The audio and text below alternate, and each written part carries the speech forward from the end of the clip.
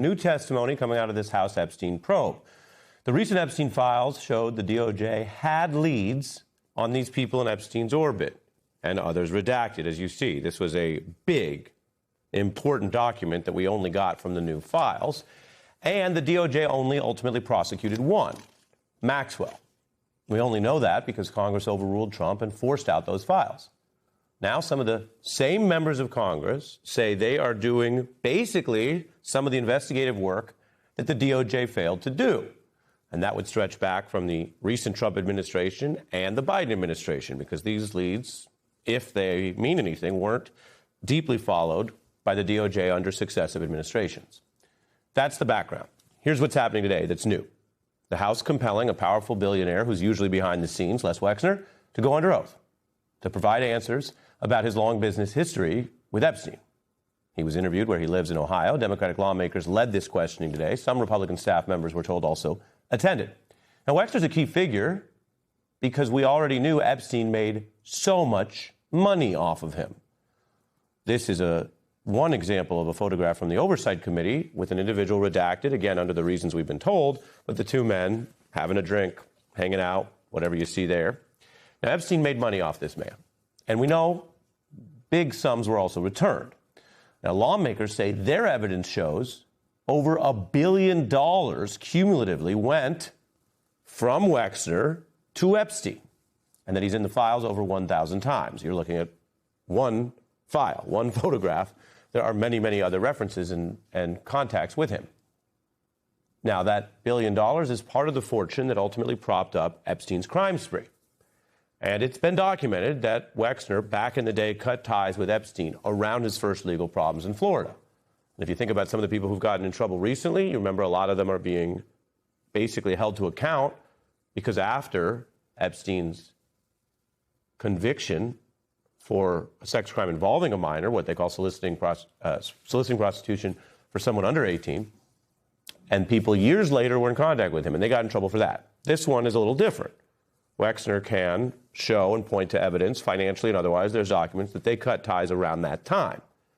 In fact, Wexner also says Epstein stole from him, and they got some of that money back, as I mentioned.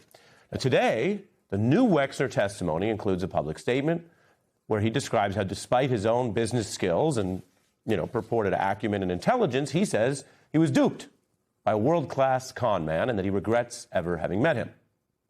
Wexner also suggested today that Epstein was a skilled manipulator living a type of, quote, double life, and that he would compartmentalize different sets of people and crimes. Now, if you do an investigation, you follow these kind of pieces of testimony or allegation. And there's some support for that because the emails do show Epstein kind of operating in a different way, even with very different language and different sort of references depending on who he's dealing with.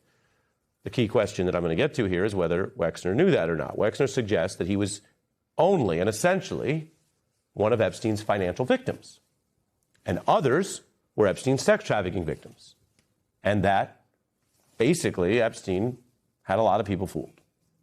Now, we should note Wexner has not faced any legal allegations from the DOJ, and that is his view. And that's part of why investigators gather testimony. But was it the full truth? And was it credible? That's also what we're reporting on today. Some of the Democratic lawmakers basically, we'll let you see what they said, but I would kind of summarize it as that they basically doubt Wexner's claimed confusion or ignorance about the totality of the years of other Epstein activities. Mr. Wexner appears to be unaware of much of the money, as he claims, that was given over to Mr. Epstein, trying to downplay how close Jeffrey Epstein and Mr. Wexner actually were. The more this deposition goes on, the less Wexner knows. We are running into dead ends. You most likely will be left with more questions than answers. He has basically alleged that he saw no evil, heard no evil. So you can see the lawmakers there reacting to that. Question isn't whether that's unsatisfying or doesn't fit a story or a narrative. The question, of course, is whether it's true. Now, they did, of course, probe certain issues. When you take the island, the infamous Epstein Island, Wexner says he went once with his wife and children. Trump Commerce Secretary Lutnick recently made a similar admission, and Trump is not sanctioning or removing him, unlike the people you see on your screen. Lutnick lied about that for years. The only reason he copped to his lies was that the files outed him. We continue to track others, though, who are facing investigations, ousted from top positions, and other forms of consequences. While it must be noted that Donald Trump, who claimed he would get to the bottom of this, won't even throw someone overboard who was caught on the island. Lower right, by the way, you see a new addition, Kathy Rumler, who is a Democratic lawyer, ousted from Goldman Sachs just in this past week. Now, as Congress investigates, convicted Epstein associate Maxwell continues to dodge any attempt to level with the House. She has invoked her Fifth Amendment rights, which are, of course, irrevocable constitutional rights. The only way to get around that would be if Congress wanted to immunize her and then compel her, because she wouldn't have to worry about any future prosecution. They haven't taken that step. So when you take this together tonight, what you have is a type of investigative progress. And there is a big gap here between what Congress says it's trying to do and what the DOJ has done and isn't further doing.